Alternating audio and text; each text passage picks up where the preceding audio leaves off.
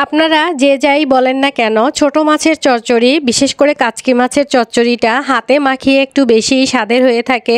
তো এখানে আমি আধা কেজি পরিমাণে কাচকি মাছ খুব ভালো করে বেছে তারপর ধুয়ে ছেঁকে নিয়েছি।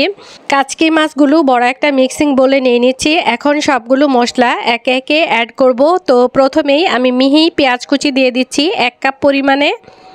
আর পেঁয়াজগুলো একটু হাতে ম্যাশ করে দিয়েছি। রসুন বাটা দিয়ে দিচ্ছি 1 টেবিল চামচ, আর আদা বাটা দিয়ে দিচ্ছি আধা চা চামচ। লবণ দিয়ে দিচ্ছি টেস্ট অনুযায়ী। হলুদের গুঁড়া দিয়ে দিচ্ছি 1 চা চামচ। মরিচের গুঁড়া দিয়ে দিচ্ছি 1 টেবিল চামচ। যেহেতু ছোট মাছ একটু ঝালঝাল হলেই খেতে ভালো লাগে, তো আপনারা ঝালটা আপনাদের টেস্ট অনুযায়ী কম অথবা বেশি দিয়ে নেবেন। ধনিয়ার গুঁড়া দিয়ে দিচ্ছি 1 চা চামচ। জিরার গুঁড়া দিয়ে দিচ্ছি 1 চা চামচ। আর সবশেষে দিয়ে দিচ্ছি 4 থেকে 5টা কাঁচামরিচ ফালি। সয়াবিন তেল দিয়ে দিচ্ছি 3 থেকে 4 টেবিল চামচ। এখন হাত দিয়ে খুব ভালো করে সবগুলো উপকরণ মাছের সাথে মাখিয়ে নিব। যে কোনো খাবার রান্না করার পূর্বে যদি মাখিয়ে রান্না করতে হয়, আপনি যতটা যত্ন আর ভালোবাসা দিয়ে মাখাবেন, রেসিপিটা কিন্তু ততটাই ভালো হবে। তো অনেকটা সময় নিয়ে খুব ভালো করে মাখিয়ে নিয়েছি। এখন চলে যাচ্ছি কিচেনে। একটা ফ্রাই প্যান গরম করে দিয়েছি। আবারও 3 থেকে 4 টেবিল চামচ সয়াবিন তেল, আর দিয়েছি 2 টুকরো তেজপাতা আর 2 টুকরো দারচিনি। আধা কাপ পরিমাণে পেঁয়াজ কুচি দিয়েছি আবারও। এখন পেঁয়াজ কুচিগুলো নাড়াচাড়া করে গোল্ডেন ব্রাউন করে ভেজে নিব। তো ভেজে নিয়েছি। এখন আমি আগে থেকে মাখিয়ে রাখা কাচকি মাছগুলো পুরোটা ফ্রাই প্যানে ছড়িয়ে দিয়ে দিচ্ছি। দেওয়ার পর কিন্তু আমি নাড়াচাড়া করব না, ঢাকনা দিয়ে ঢেকে দিব একেবারে লো আঁচে 4 থেকে 5 মিনিটের জন্য।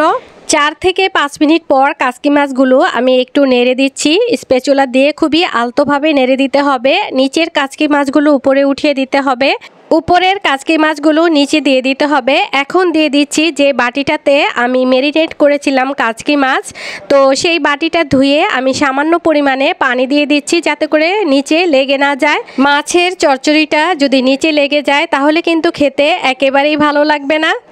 ঝোলের পানিটা দেওয়ার পর আমি আরও কিছুটা সময় রান্না করে নিব যাতে করে ঝোলটা একেবারে মাখো মাখো হয়ে যায়। আপনারা যদি ঝোলের পরিমাপটা একটু বেশি রাখতে চান, সেক্ষেত্রে ঝোলের পানি দেওয়ার সময় একটু বেশি পানি দিবেন, তাহলে ঝোলটা একটু বেশিই থাকবে। কথা বলতে বলতে কিন্তু রান্নাটা কমপ্লিট হয়ে গিয়েছে। তো এখানে আপনাদের সাথে একটা টিপস শেয়ার করি। অনেক সময় দেখা যায় যে বাজার থেকে কাচকি মাছ কিনে নিয়ে আসার পর রান্না করতে একটু দেরি হয়, অথবা দেখা যায় যে কাচকি মাছটা তেমন ভালো না, একটু নরম। সেক্ষেত্রে আপনারা কি করবেন, রান্না একেবারে শেষে 4 থেকে 5টা লেবু পাতা খুব ভালো করে ধুয়ে টুকরো করে দিয়ে চুলাটা অফ করে দিবেন আর ঢাকনা দিয়ে ঢেকে রেখে দিবেন। এরপর দেখবেন যে মাছ থেকে বাজে গন্ধ আসতেছে না, আর খেতে এতটা টেস্ট আর ফ্লেভারফুল লাগবে যে আপনিও অবাক হয়ে যাবেন। রান্না করার সাথে সাথেই আমি তো গরম গরম ভাত নিয়ে একেবারে বসে গিয়েছি কাচকি মাছ চচ্চড়ি দিয়ে খাবো। সাথে 1 টুকরো লেবু নিয়েছি, আর খেতে যে কতটা অমৃত আপনারা ট্রাই না করলে কিন্তু বুঝতেই পারবেন না। তো আজকের মতো এই পর্যন্তই। আবারও চলে আসবো নতুন কোনো রেসিপি অথবা টিপস নিয়ে। আপনারা সবাই ভালো থাকবেন, সুস্থ থাকবেন। আল্লাহ হাফেজ।